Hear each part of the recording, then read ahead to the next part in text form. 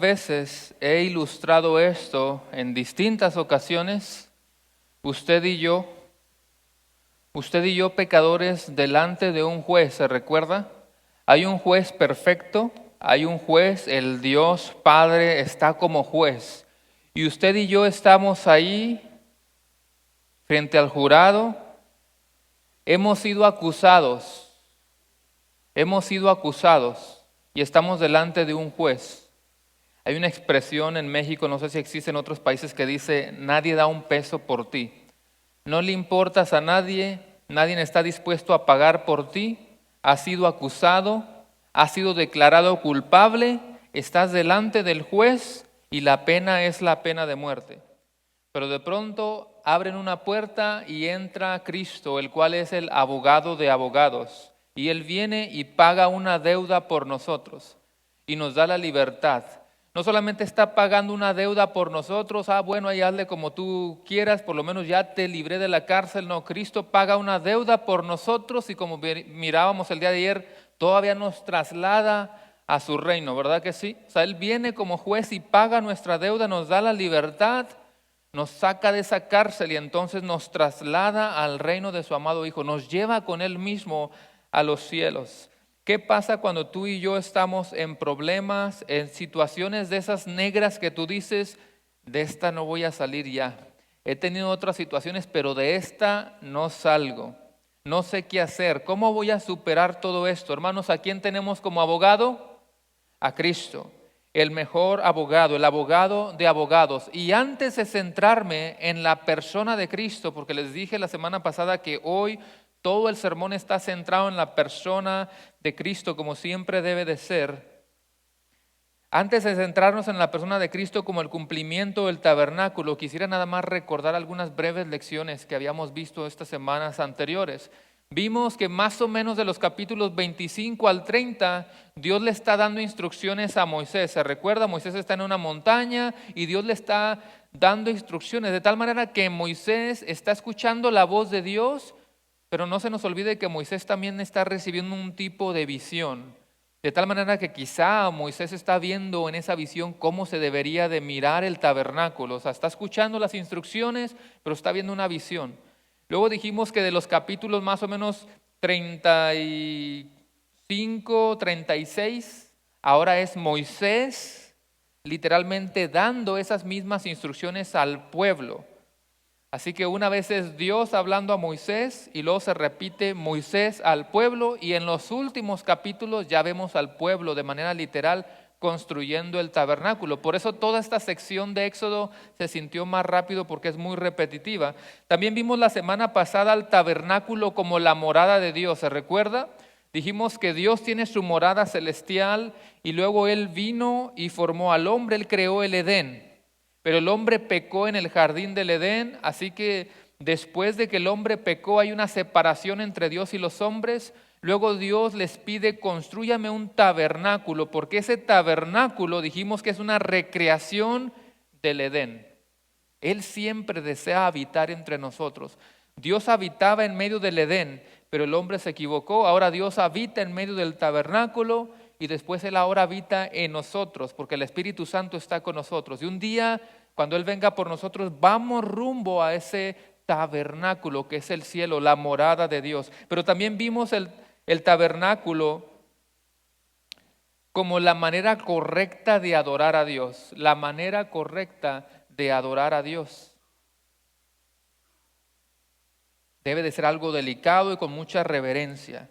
Pero también, si usted se recuerda, vimos el tabernáculo que nos muestra la santidad de Dios, porque hay un velo que nos recuerda la separación entre Dios y los hombres. Y hoy lo que estamos haciendo en el mensaje de hoy, hermanos, es ver cómo todas estas piezas en el tabernáculo están apuntando a Cristo Jesús. Siempre debemos de tener cuidado de no alegorizar de más. Si usted me conoce, sabe que me gusta leer, me gusta prepararme, me gusta escuchar quizás sermones sanos, bíblicos, para alimentarme más de lo que yo voy a estar hablando. Estaba escuchando un pastor también que muchos conocen, de tener cuidado con eso, tener cuidado de no alegorizar de más. O sea, claro que todas las piezas del tabernáculo están apuntando a Cristo, pero solamente mire todas las piezas principales. No andemos buscando de más y que quizá esta línea ahí no sé, en la carpa de afuera, quizás significan los ministerios de acá y esos representan, no alegorizar de más. Simplemente de manera general en el tabernáculo nos apunta a Cristo. Y por eso yo he titulado el sermón de hoy, Cristo el tabernáculo final. Cristo el tabernáculo final. Ahora no tenemos una lectura bíblica principal porque vamos a estar mirando varios pasajes, pero lo que voy a hacer ahora es orar. Vamos a orar para poner este sermón en las manos del Señor. Ya sabe que estamos más o menos de Éxodo 25 en adelante, puede tener su Biblia ahí, pero cierre sus ojos y vamos a entregar este tiempo en las manos del Señor. Señor, gracias te damos en esta mañana nuevamente. Gracias porque ahora nos vamos a presentar delante de tu palabra y por lo tanto te pedimos para que tú nos uses, que seamos solamente instrumentos para hablar lo que tú tienes preparado para tu pueblo en esta mañana. Prepara nuestra mente, nuestro corazón y que tu Espíritu nos ilumine, nos dé entendimiento para poder escuchar, captar, pero también hacer nuestra esta palabra. Lo ponemos todo en tus benditas manos y te lo pedimos todo en el nombre de Cristo Jesús. Amén. Amén. No sé si por ahí tenía una fotito, a ver si la pudieran encontrar, de una estructura del tabernáculo de Moisés. Yo pensaba que a lo mejor no era realmente necesario, pero bueno, de como quiera lo vamos a poner ahí. Yo sé que la mayoría ha estudiado esto. Y si voy a comenzar de la parte de afuera, hay una línea azul donde solamente se encuentra una sola puerta. Obviamente sabemos que eso representa a Cristo Jesús, que es la única puerta. Él dijo, yo soy el camino, la verdad y la vida. También dijo, yo soy la puerta. Tenemos la parte exterior, el atrio, aquí a mi derecha. Tenemos la fuente, que también se le llama el lavacro, y también tenemos el altar de bronce que representa los sacrificios, el sacrificio de Cristo. Pero vamos poco a poco entrando. Después tenemos el lugar santo donde tenemos el candelabro, la mesa de los panes y el altar de incienso. Y luego hay un velo antes de entrar al lugar santísimo, donde solamente podía entrar el sumo sacerdote. Si se da cuenta, está el lugar santísimo y ahí tenemos el arca del pacto. Está el velo y ahí solamente puede entrar una vez al año el sumo sacerdote, y ahí tenemos el arca del pacto cubierto con esos querubines, el propiciatorio. ¿Y qué teníamos dentro del arca? ¿Alguien se recuerda? ¿Qué tres cosas teníamos? La vara de Aarón, las tablas de la ley y el maná. Muy bien, sí estudiaron. Ahora vamos a centrarnos en Cristo, el cual es nuestro tabernáculo mejor y final. Quiero que veamos estas tres cosas en esta mañana. Está muy interesante el sermón de esta mañana. Tres cosas. Quiero que veamos a Cristo como nuestro tabernáculo, luego Cristo como nuestro gran sumo sacerdote y luego a Cristo como el sacrificio final y suficiente. Así que en primer lugar, Cristo como nuestro tabernáculo. Repito, primer punto, Cristo como nuestro tabernáculo. Si quiere, como hoy voy a tener bastantitos pasajes, no sé si quiere tomar nota o estar escuchando para que no se me pierda. Habíamos leído la semana pasada en Éxodo 25:8 estas palabras: y harán un santuario para mí. Dios está hablando a Moisés y le está diciendo, y harán un santuario para mí y habitaré en medio de ellos. Esa palabra es clave, habitaré. Diga conmigo, habitaré. Es palabra clave. Y harán un santuario para mí y habitaré en medio de ellos. Y hay muchos versículos como este. Por ejemplo, Éxodo 33:7 dice, y Moisés tomó el tabernáculo y lo levantó lejos, fuera del campamento, y lo llamó el tabernáculo de reunión. Es llamado un tabernáculo de reunión. Son palabras muy similares. O sea, él está diciendo, construyan esto porque yo quiero habitar entre ustedes. Yo quiero reunirme con ustedes. Es una reunión. Pero ¿por qué Dios deseaba habitar entre nosotros? ¿Por qué un Dios perfecto desea habitar entre nosotros? ¿Quiénes fueron los que desobedecieron? ¿Quiénes fueron los que ofendieron a Dios? Nosotros pecamos. Nosotros desobedecimos la voz de Dios y Él mismo, Él es el que nos está buscando. Eso es muy interesante. Así que por un lado, creemos que Dios es un Dios justo, pero al mismo tiempo creemos que Él es un Dios amoroso. Ahí están dos atributos de Dios. Dios es justo y por lo tanto tiene que alejarse del pecador, pero como Él es amoroso, Él mismo viene y nos está buscando. Ahora, si usted tiene su Biblia, vamos a Juan capítulo 1, versículo 14, y se va a dar cuenta que es un versículo que usted ha leído tantas veces, está en la pantalla. Dice, mire uno en la pantalla, dice, y aquel verbo fue hecho carne y, diga esa palabra, habitó. ¿Nos suena conocida esa palabra en lo que estamos estudiando? Y aquel verbo fue hecho carne y habitó entre nosotros y vimos su gloria, gloria como la del unigénito del Padre, lleno de gracia y de verdad. Usted ha leído mucho este pasaje. Juan capítulo 1 se utiliza para hablar acerca de la deidad de Cristo. Pero espero que ahora usted le tome un sabor diferente.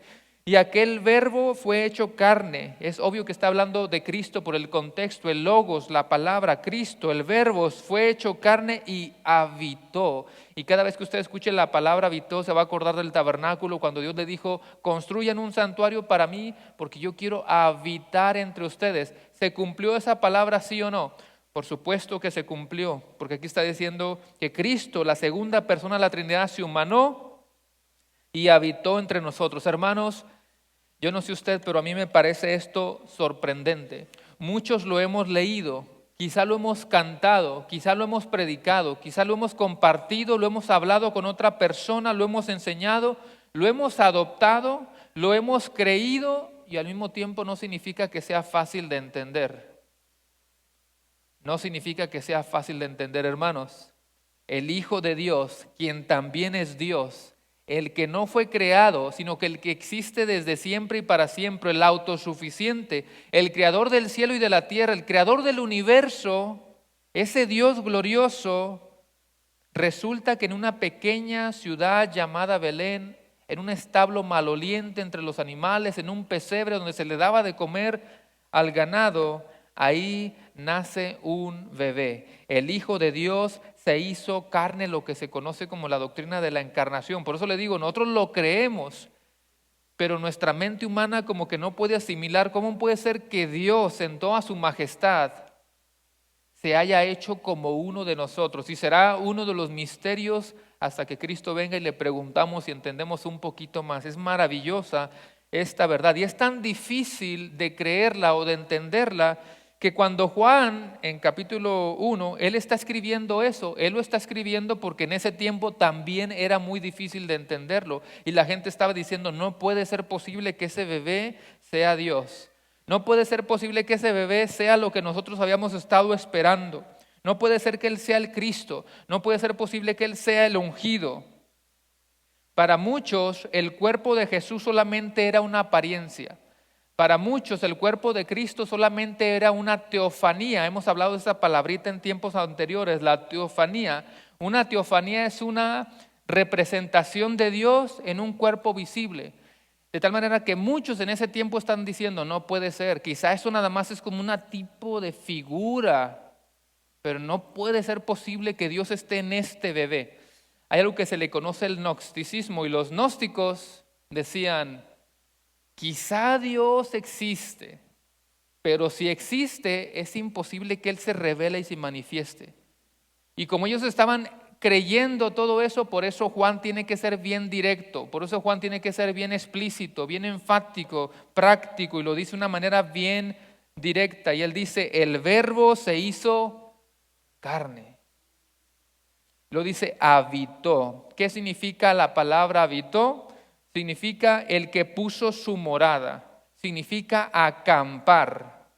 Muchos de los que están aquí, hermanos, saben de lo que es acampar y les gusta ir a acampar. Y aunque puede haber diferentes maneras de acampar, lo usual o lo que uno piensa es que una familia de pronto dice, vámonos de vacaciones a las montañas, usted se lleva su tiendita, llegan a tal lugar y de pronto plantan una tiendita firme ahí en la tierra, está plantando una tiendita, es como que usted está plantando un tabernáculo.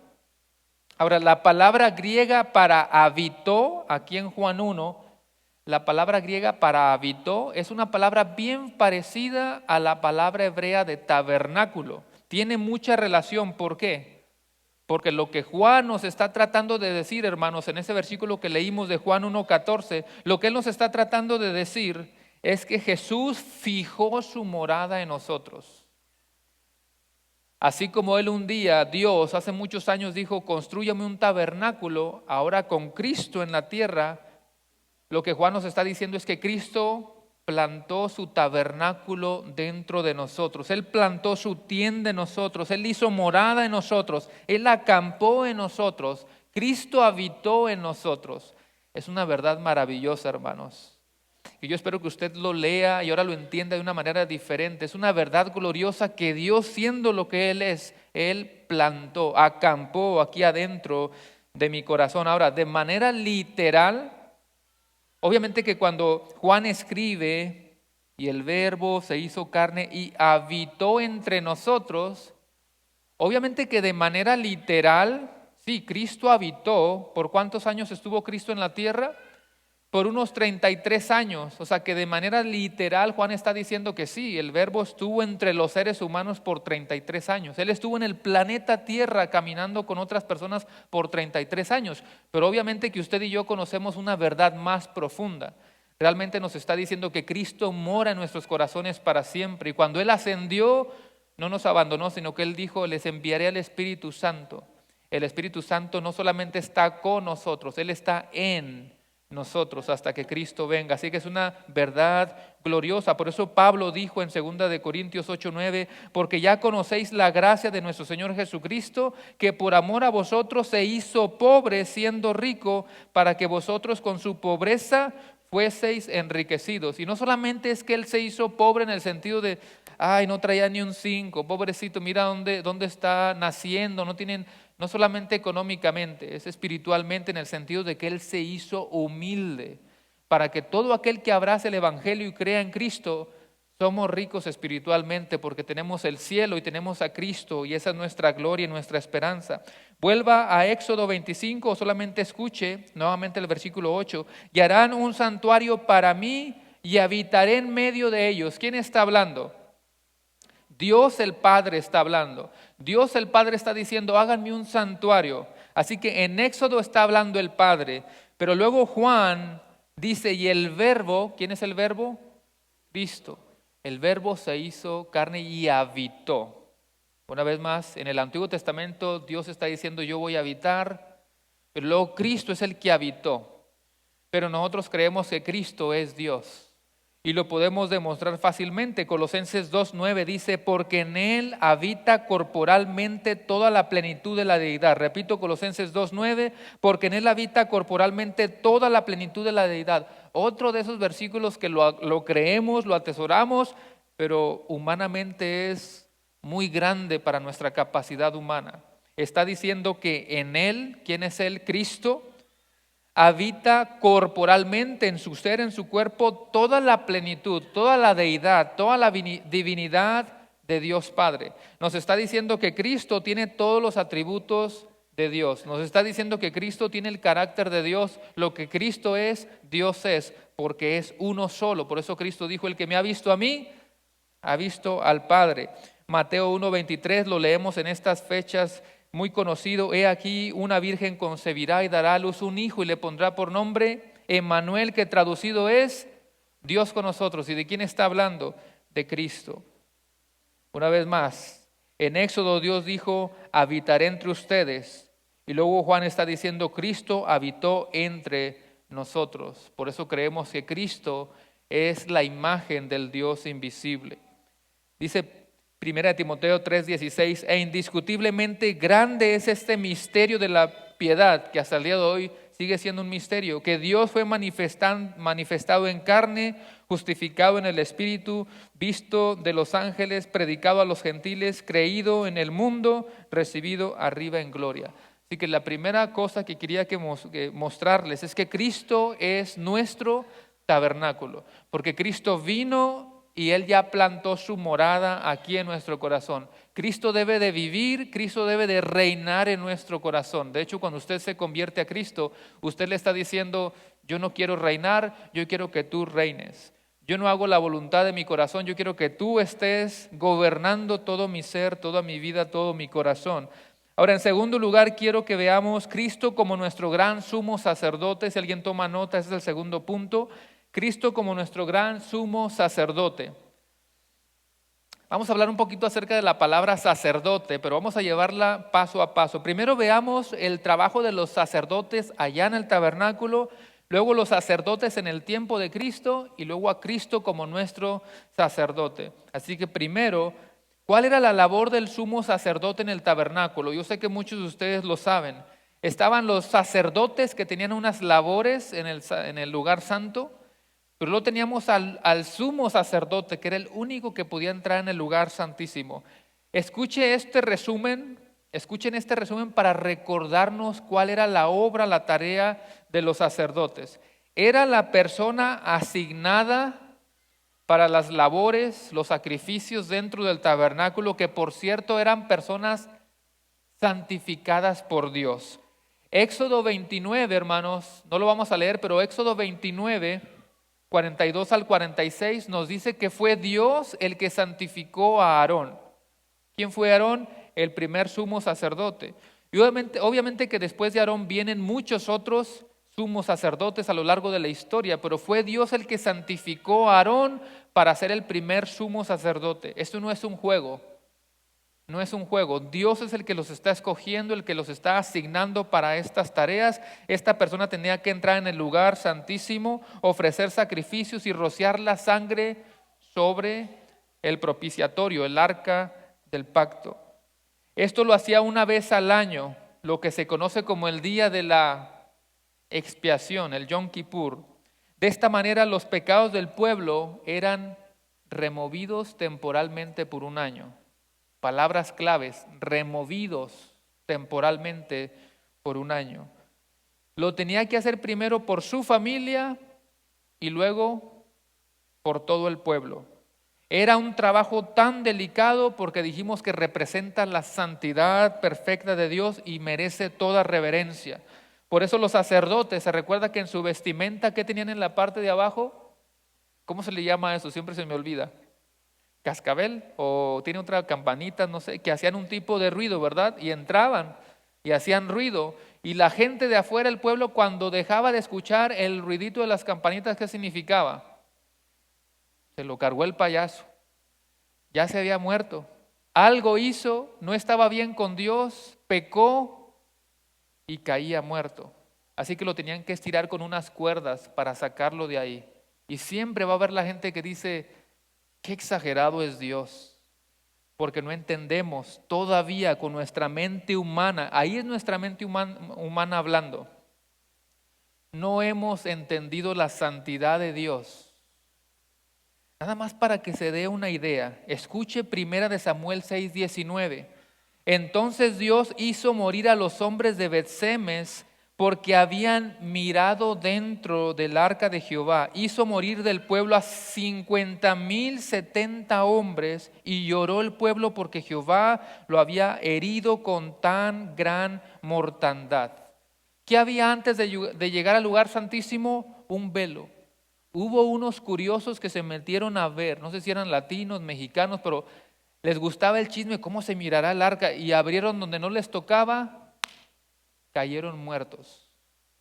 Segunda de Samuel 6:7. Y el furor de Jehová, mire qué palabras, el furor de Jehová se encendió contra Usa y lo hirió allí Dios por aquella temeridad y cayó ahí muerto junto al arca de Dios. Y suena exagerado, hermanos, porque dice que iban llevando el arca, transportándola de un lugar a otro, y había unos bueyes y una gente liderando a los animales, y de pronto parecía como que se iba a caer el arca. Y lo único que esta persona quería hacer pensando que se iba a caer es tocarla, y cayó muerto. Eso nos habla de la imponente santidad de Dios y sus reglas y sus órdenes y la obediencia a Dios. Ese era el trabajo. Quizá muchos, yo quisiera ser sumo sacerdote. Bueno, tiene sus complicaciones también, no era cualquier cosa. Pero en el tiempo de Cristo también había sacerdotes. Cristo nació, se desarrolló, vivió durante ¿qué imperio?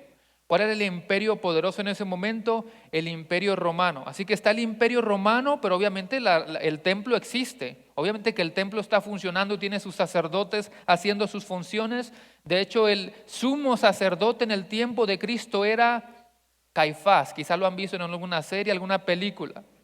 El trabajo de los sacerdotes sigue siendo el mismo, solo que ya no en el tabernáculo de Moisés, sino en el templo. Ellos son los intercesores, son los intermedios, los mediadores. Ellos son como un tipo de abogado para interceder por el pueblo.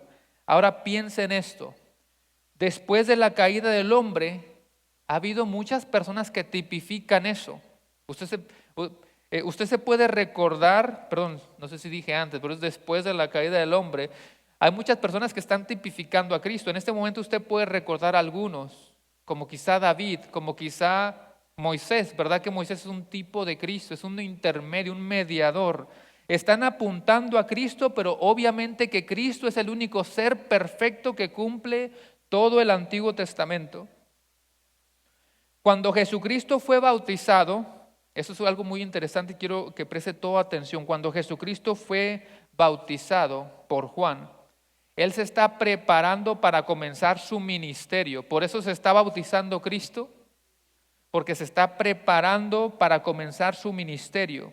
Y cuando Él es bautizado, todos conocemos la escena donde podemos apreciar la Trinidad ahí de manera implícita, porque Cristo está siendo bautizado, tenemos al Espíritu Santo como una paloma y una voz del cielo, porque el Padre dice, este es mi Hijo amado en el cual tengo complacencia, tengo contentamiento.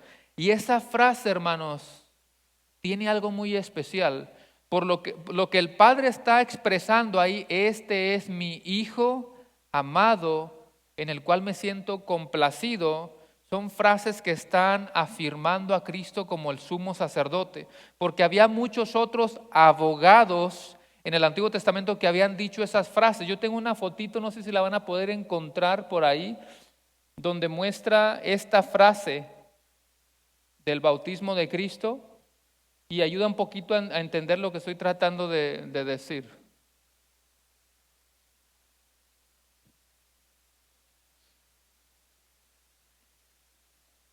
Ese versículo todo lo hemos leído.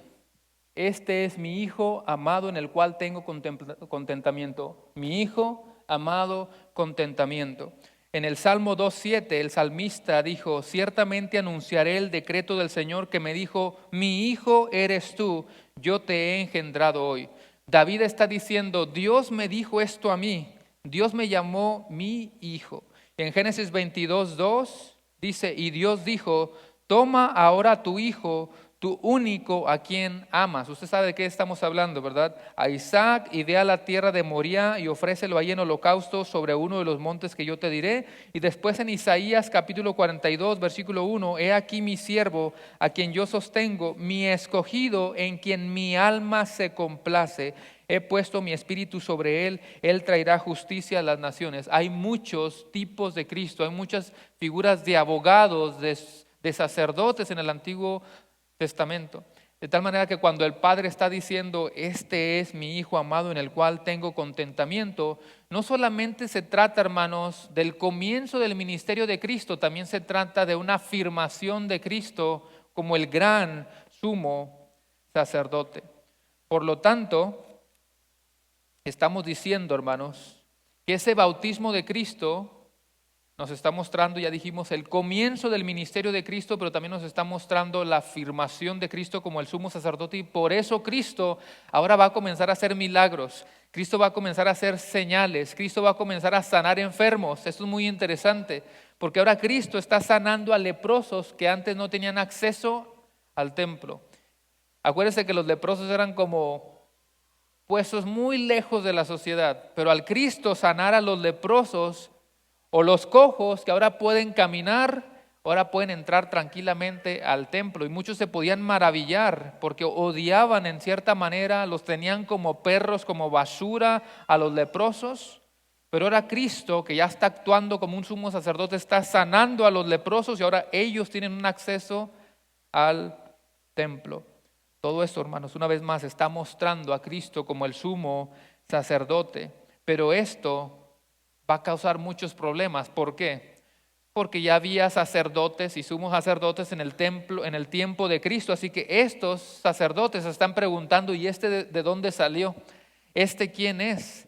No recuerdo que lo hayamos oficiado como un nuevo sacerdote. No recuerdo que en el concilio hablamos de él. ¿De dónde salió ese señor y quién se cree? ¿Por qué está haciendo todo esto? Usted se va a recordar que cuando Jesucristo, hermanos, ya casi al final de su ministerio, él decidió ir a Jerusalén. Cuando él ya siente, ya presiente que su tiempo está cerca, que él va a morir, él decide ir a Jerusalén porque eso está acomodando el camino para su sacrificio. Y él va a ir al templo. ¿Se recuerda con qué se topó Jesús en el templo? Él ya ha hecho muchos milagros. Él ya está actuando como un sumo sacerdote, haciendo señales y milagros. Y ahora él va en un burrito y va entrando a Jerusalén y llega al templo y se encuentra con un desorden. Haciendo negocio y mucho desorden. ¿Se imagina? ¿Se recuerda usted de la delicadeza del tabernáculo? ¿Se recuerda la reverencia que se mostraba en el tabernáculo? Y luego llegar Cristo en el templo y gente haciendo malos negocios, vendiéndole a otras personas, abusando de otras personas, ruido, escándalo. Y por eso él dice, mi casa, casa de oración, será llamada. Eso nos habla no solamente de la reverencia, no solamente nos habla de la manera correcta de adorar, no solamente nos habla de la morada de Dios, no solamente nos habla de la santidad de Dios, nos está enseñando que Cristo está ejerciendo como el sumo sacerdote. Y esto va a causar mucha frustración, mucho enojo. Como les digo, los sacerdotes del momento están diciendo, ¿y este quién se cree? ¿De dónde salió? ¿Con qué autoridad hace todo eso? Así que Jesús va a ser acusado ante el sumo sacerdote de ese tiempo. Ya lo mencioné. ¿Quién era el sumo sacerdote en el tiempo de Cristo? Caifás. Y lo van a acusar. ¿Te puedes imaginar a Caifás, un sumo sacerdote humano, acusando al ser perfecto, a Dios? Ese que está enfrente, ese Cristo, Dios, es el único que le puede salvar a él. Es el único que le puede rescatar y llevarlo al cielo. ¿Qué escena, hermanos? Un ser pecador que es el sumo sacerdote de ese tiempo, delante de él al Cordero perfecto que está a punto de ir a morir, y este ser humano acusando al Dios perfecto. Y Caifás le pregunta, ¿eres tú el Mesías? Que traducido es, ¿eres tú el ungido? Usted y yo leemos, ¿eres tú el ungido? Pero como los sacerdotes y los escribas y los fariseos conocen muy bien la escritura, es como si él estuviera preguntando, ¿eres el ungido? ¿Eres el hijo de David? ¿Eres de la descendencia de Abraham? ¿Eres tú el que hemos estado predicando por mucho tiempo? ¿Eres el que hemos estado esperando? ¿Eres Dios? ¿Eres tú el Cristo que estamos esperando? El que ha de venir. ¿Eres tú el gran sumo sacerdote? Hermanos, esto es tan importante que quiero que usted escuche, aunque la lectura va a ser un poquito larga, pero mire lo que dice Mateo 26, versículos 59 al 65. Mateo capítulo 26, versículos 59 al 65, o si solamente quiere escuchar. Dice el versículo 59, y los principales sacerdotes y los ancianos y todo el concilio buscaban falso testimonio contra Jesús para entregarle a la muerte y no lo hallaron, porque obviamente él es perfecto y sin pecado, aunque muchos testigos falsos se presentaban. Pero al fin vinieron 2 testigos falsos que dijeron, este dijo, puedo derribar el templo de Dios y en 3 días reedificarlo. Y levantándose el sumo sacerdote le dijo, ¿no respondes nada? ¿Qué testifican estos contra ti? Mas Jesús callaba. Entonces el sumo sacerdote le dijo, te conjuro por el Dios viviente que no digas si eres tú que nos digas, si eres tú el Cristo, el Hijo de Dios. Y Jesús le dijo, tú lo has dicho. Y tengo que hacer una pausa, hermanos, porque hay cosas que leemos como muy de carrerita, pero el hecho de que Cristo diga, tú lo has dicho, es un cubetazo de agua fuerte, un cubetazo de agua fría para todas esas personas. Por eso lo tenían como un blasfema, como diciendo, de tu boca estás atreviéndote a decir que, tú lo has dicho. Y además os digo que desde ahora veréis al Hijo del Hombre. Esa frasecita del Hijo del Hombre, ellos la entienden. porque Daniel había escrito acerca del Hijo del Hombre refiriéndose a Cristo. O sea, ellos están haciendo todas las conexiones. Sentado a la diestra, otra razón para decir, ¿y quién se está creyendo?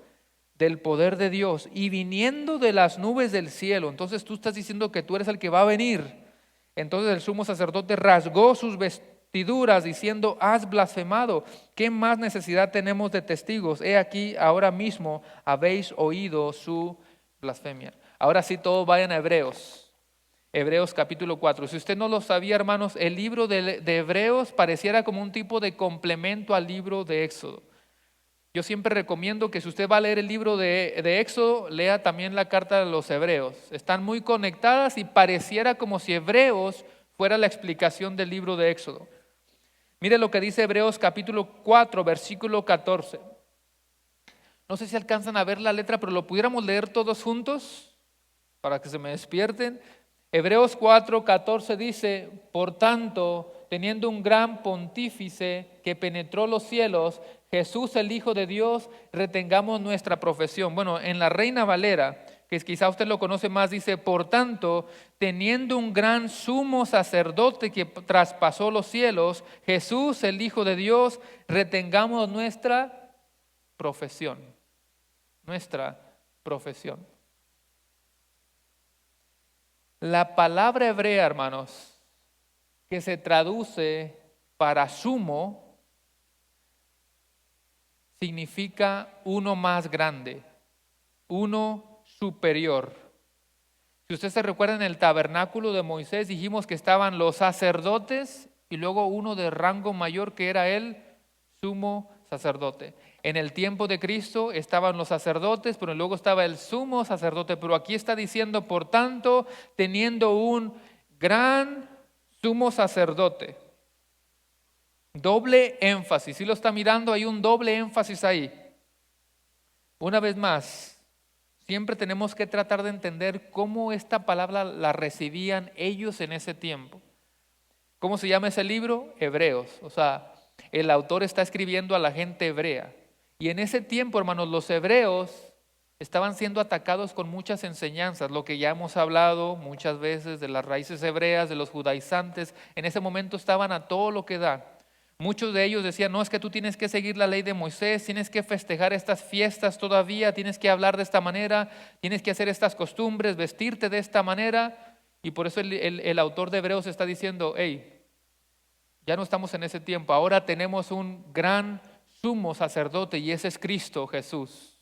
Doble énfasis, que hasta parece un poquito irónico, pero es el gran sumo sacerdote. Están los sacerdotes, el sumo sacerdote, pero Cristo es el gran sumo sacerdote. Está por encima de todos los sacerdotes del antiguo pacto, está por encima de todos los sacerdotes de su tiempo. Cristo es superior, Cristo es más grande, Cristo está por encima de todos ellos. Es el resumen de toda la carta de Hebreos. Si usted la ha leído, si usted la quiere resumir en una frase, Cristo es más grande, Cristo es superior, Cristo es mejor. De eso se trata el libro de Hebreos. Así que, nuevamente la ilustración. Si tú estás en un aprieto legal, que esperemos que no, ¿verdad? Pero algo pasó, estás en un aprieto legal. Esas cuestiones de gobierno y de cárcel y como que te suena y dices, no, me pone nervioso, estoy con ansiedad porque no sé qué va a pasar. Una situación bien grave. Pero tú escuchaste de un abogado que es el mejor en el mundo y nunca ha perdido un caso. Y te las ingeniaste para que él tome tu caso. O sea, el abogado que nunca ha perdido un caso, él viene para tomar tu caso. Quiero pensar que a lo mejor vas a respirar un poquito más tranquilamente, sabiendo que el mejor abogado, no de amarillo, ¿verdad? El mejor abogado del mundo vino para tomar tu caso. Ya estás un poquito más tranquilo. Espiritualmente, ¿cuál es tu caso, hermano? ¿De qué te acusan? Sabía que uno de los muchos nombres del diablo es el acusador, ¿verdad? Él nos está acusando. O quizá otras personas te están acusando. ¿Cuál es tu caso? Reflexiona en esto. ¿Cuál es tu caso? O mirarlo de una manera más espiritual. ¿Cuál es tu adversidad? ¿Cuál es tu dolor, tu problema? ¿Cuál es tu pena? Hermano, Cristo es nuestro abogado y eso es una verdad gloriosa. Cristo es nuestro abogado. Yo no sé si habrá algún valiente que se animara a levantar su mano diciendo, ahorita en este momento estoy pasando por una enfermedad de salud, o alguno de tus seres queridos en tu familia, alguien está pasando alguna enfermedad, que levante su mano. Hay algunos. Ahora, no sé si en todas las preguntas nos sentimos con la misma confianza. ¿Habrá alguien que tiene algún problema familiar de algún tipo que levante su mano? ¿Algún tipo de problema familiar? Hay algunos también. Este casi no nos va a gustar mucho, no tiene que levantar la mano, ¿verdad? Pero si alguien tiene un problema económico, porque ahí nos resalta el orgullo, no, ¿cómo van a ver que yo no traigo ni un 5? Ya le andamos echando agüita al champú para que rinda. No tiene que levantar la mano. Pero estás pasando por una situación de este tipo. Hay uno que todo lo puede, ¿usted lo cree? Y Él está a nuestro favor. Ese abogado está poniéndose en medio y Él está tomando nuestro caso. Y Él nunca pierde un caso. Y por eso primera de Juan 2:1, hijitos míos, nos está diciendo Juan, estas cosas os escribo para que no pequéis. Y si alguno hubiere pecado, que entramos todos ahí, abogado tenemos para con el Padre, a Jesucristo el justo. Y más adelante, primera de Juan 4:10 dice, en esto consiste el amor, no en que nosotros hayamos amado a Dios, sino que Él nos amó a nosotros y envió a su Hijo en propiciación por nuestros pecados. Así que en primer lugar tenemos a Cristo como nuestro tabernáculo, perdón. En segundo lugar tenemos a Cristo como nuestro gran sumo sacerdote, pero en tercer lugar tenemos a Cristo como el sacrificio final y suficiente. Cristo como el sacrificio final y suficiente. En el libro de Levítico 16, no lo vamos a buscar, pero ahí se detalla, está bien detallado todas las labores de estos sacrificios y los sacerdotes en Levítico 16.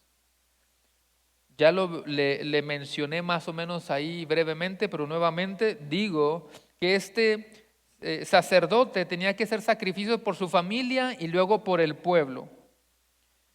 Entraba al lugar santísimo con incienso, luego entraba con sangre del becerro, degollaba el macho cabrío a favor del pueblo, entraba al lugar santísimo y rociaba la sangre 7 veces en el propiciatorio. Luego traían un cabrío y el sacerdote ponía sus manos, si usted se recuerda, sobre él y era soltado en el desierto.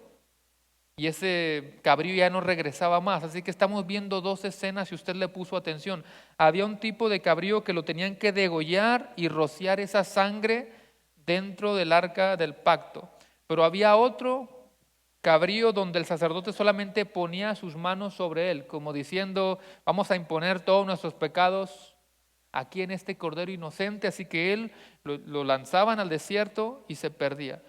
Son dos escenas muy importantes y las dos son necesarias, porque ese sacrificio, ese degollar de ese primer cordero nos está mostrando el sacrificio de Cristo.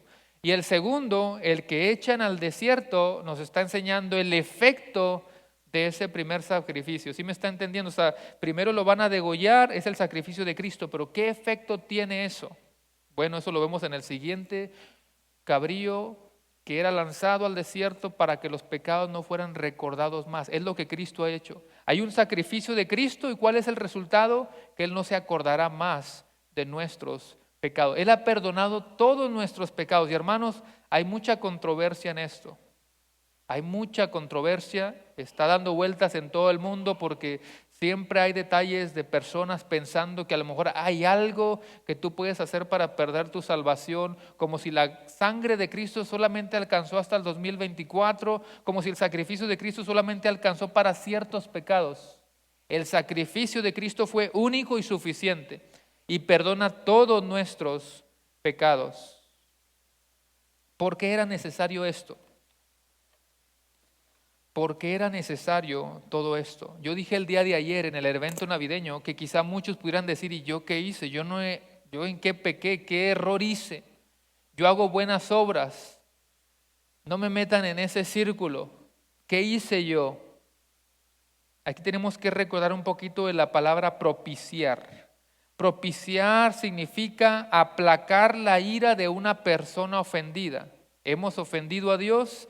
Por supuesto que hemos ofendido a Dios, porque usted y yo somos descendencia de Adán y hemos obtenido una naturaleza pecaminosa. Por eso Romanos 5:12 también dice que entró el pecado al mundo por un hombre y por el pecado la muerte. Así pasó a todos los hombres, por cuanto todos pecaron. Propiciar es aplacar la ira de Dios. ¿Se había puesto a pensar en eso, hermano? Cada vez que usted y yo decimos que somos salvos, no solamente piense que somos salvos del infierno, no solamente pienses que somos salvos del pecado, no, somos salvos de Dios mismo. ¿Verdad que sí? Aunque suene como irónico, somos salvos de Dios mismo, porque ¿a quién ofendimos? A Dios. Y la ira de Dios está sobre todos los pecadores. Romanos 3:36. El que cree en el Hijo tiene la vida eterna, pero el que rehúsa creer en el Hijo no verá la vida, sino que la ira de Dios está sobre él. Por eso eran necesarios todos esos sacrificios en el Antiguo Testamento. Estaban apuntando al sacrificio de Cristo. Ahora, dijimos que esos sacrificios realmente perdonaban los pecados. Hermanos, solamente eran pasados por alto por un año. Eran removidos temporalmente. Eso lo dice muy claro Hebreos 10:4, que dice: porque la sangre de los toros y de los machos cabríos no puede quitar los pecados. ¿Lo había leído? Hebreos 10:4, porque la sangre de los toros y de los machos cabríos no puede quitar los pecados. Entonces ya dijimos que lo que estaba pasando es que eran removidos. Por eso el sumo sacerdote entraba ¿cada cuándo? Una vez al año. Hacía propiciación por los pecados del pueblo que eran temporalmente removidos. Pero ¿quién realmente quita los pecados? Cuando estaba Juan el Bautista bautizando, ve a lo lejos a Cristo. ¿Y qué dijo Juan? He ahí el Cordero que quita el pecado del mundo. Él sí libra y quita nuestros pecados. Otra porción algo extensa, vaya conmigo a Hebreos 10:10. ¿Están despiertos? Ya casi. No les voy a decir que ya voy a terminar, pero ya casi voy a terminar. Hebreos 10, versículos del 10 al 18. Es temprano y no tiene nada que hacer aquí en amarillo, ¿verdad? Hebreos 10 del 10 al 18. ¿Lo tiene? Es un poquito extenso, pero nos resume todo lo que estamos hablando. Por eso le digo que Hebreos es muy importante. Dice: por esta voluntad hemos sido santificados mediante la ofrenda del cuerpo de Jesucristo una vez y para siempre. Y ciertamente todo sacerdote está de pie día tras día ministrando y ofreciendo muchas veces los mismos sacrificios que nunca pueden quitar los pecados, pero Él, con E mayúscula, ¿quién es Él? Pero Cristo, habiendo ofrecido un solo sacrificio por los pecados para siempre, se sentó a la diestra de Dios, esperando de ahí en adelante hasta que sus enemigos sean puestos por estrado de sus pies. Porque por una ofrenda Él, Cristo, ha hecho perfectos para siempre a los que son santificados. Y también el Espíritu Santo nos da testimonio, porque después de haber dicho: este es el pacto que haré con ellos después de aquellos días, dice el Señor, pondré mis leyes en su corazón y en sus mentes las escribiré. Y añade: y nunca más me acordaré de sus pecados e iniquidades. Ahora bien, donde hay perdón de estas cosas, ya no hay ofrenda por el pecado. Ya no hay más que tengamos que agregarle al sacrificio de Cristo. No tenemos nada que agregarle. Cuando Cristo dijo consumado es, consumado fue y punto. Él entregó su cuerpo al Espíritu y todo fue consumado. Todo el sacrificio es perfecto. Usted y yo, pecadores, no somos nada para agregarle al sacrificio perfecto de Cristo. Y por lo tanto, Cristo es el sacrificio final y suficiente.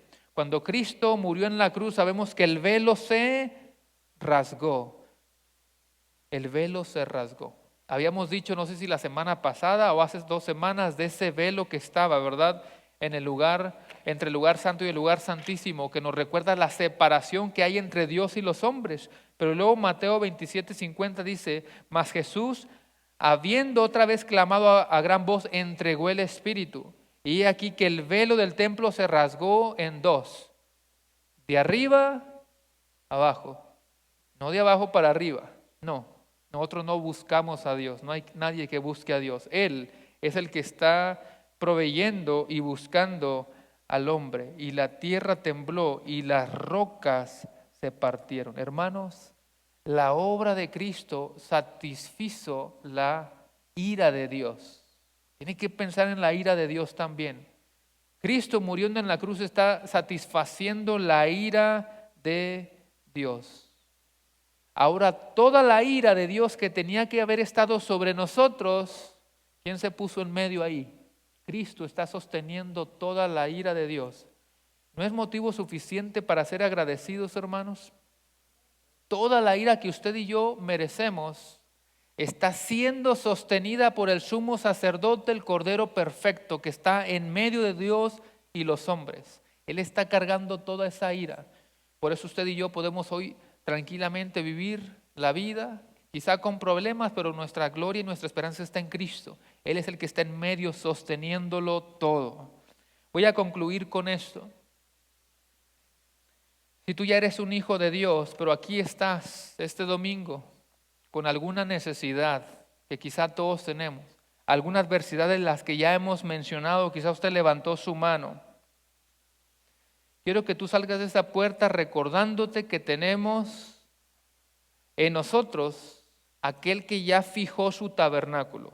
Usted se va al restaurante ahorita, ahí está Cristo contigo. Él ya hizo morada en tu corazón.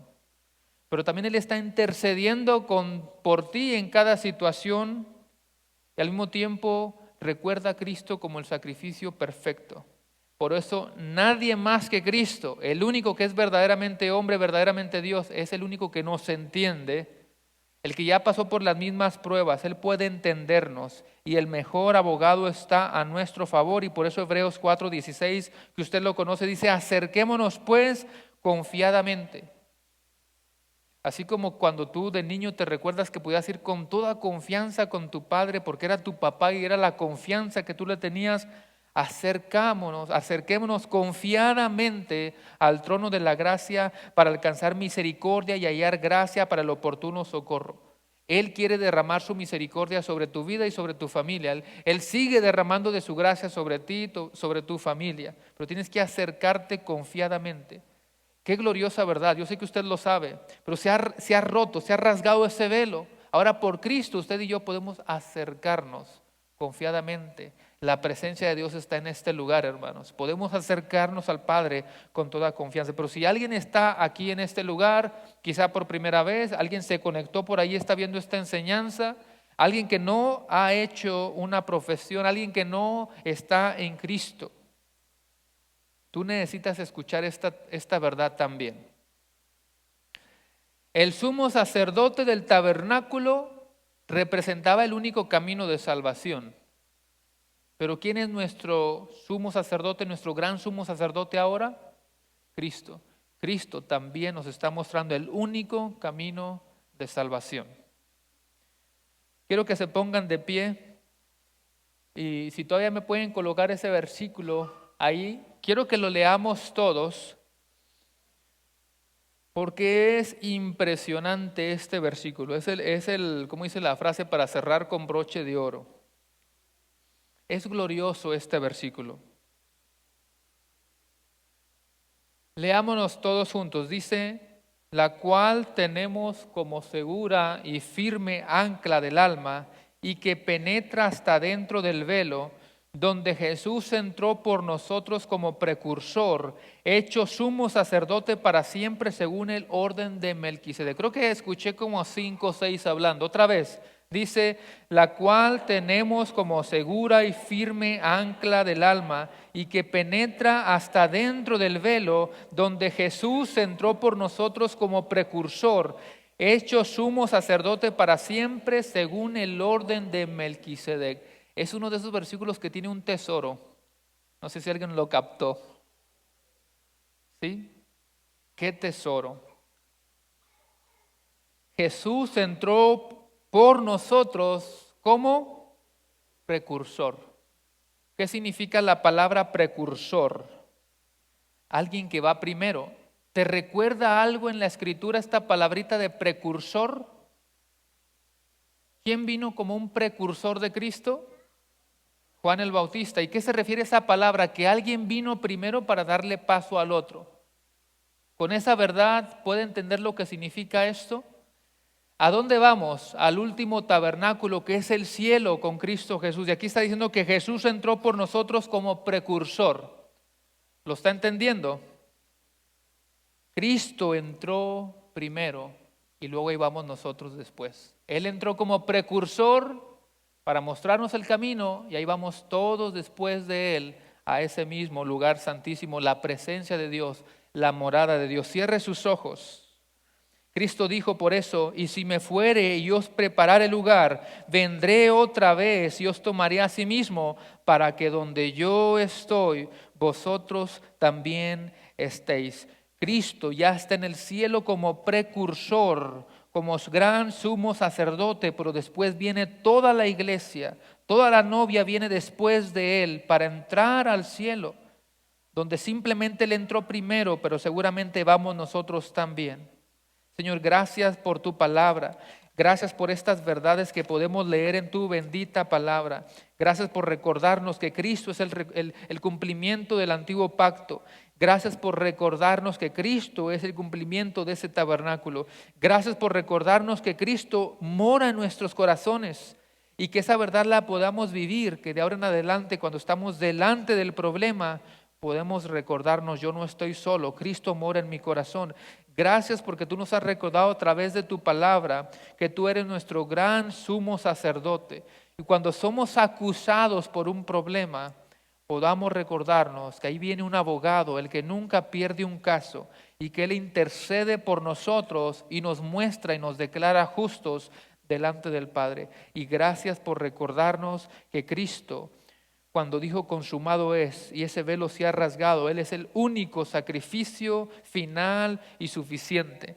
Y eso significa que nosotros ahora hacemos obras como consecuencia de nuestra salvación, pero no para ser salvos, porque Cristo es suficiente. Su sangre es suficiente, su sacrificio es suficiente. Y por medio de Cristo y nada más que Cristo, los que estamos en Él, veremos su gloria en los cielos, en ese lugar final, en ese lugar santísimo final, en ese tabernáculo, esa morada final, glorificando, exaltando, dando honra y gloria al Rey de Reyes y Señor de Señores. Te pedimos todo esto en el poderoso y glorioso nombre de Cristo Jesús, y la iglesia dice: amén, amén.